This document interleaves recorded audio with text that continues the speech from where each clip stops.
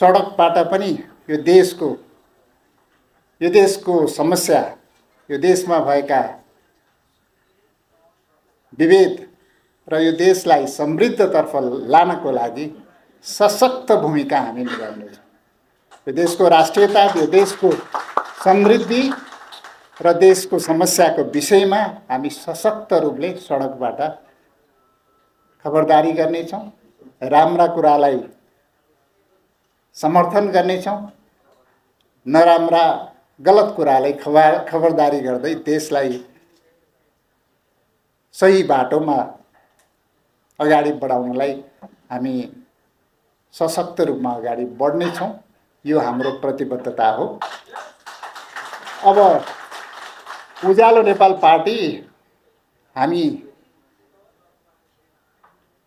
हारेर पनि सबभन्दा अगाडि उठेको पार्टी हो।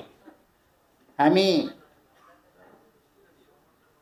चुनाव सकेको केही समयमै केन्द्रीय कमिटीको बैठक राख्यौँ, छलफल गऱ्यौँ, देशैभरिको उम्मेदवारहरूलाई बोलाएर हामीले समीक्षा गऱ्यौँ।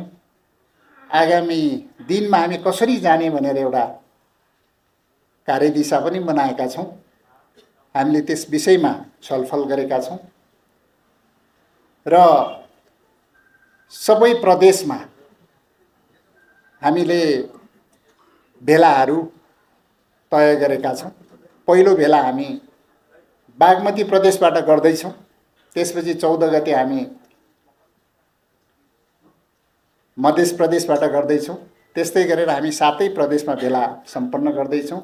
त्यसपछि हामी जिल्ला भेला, पालिका भेला र वडासम्मको भेला हामी सम्पन्न गरेर उज्यालो नेपाल पार्टीले अब गाउँ टोलसम्म हाम्रो सङ्गठन विस्तार गर्नेछौँ।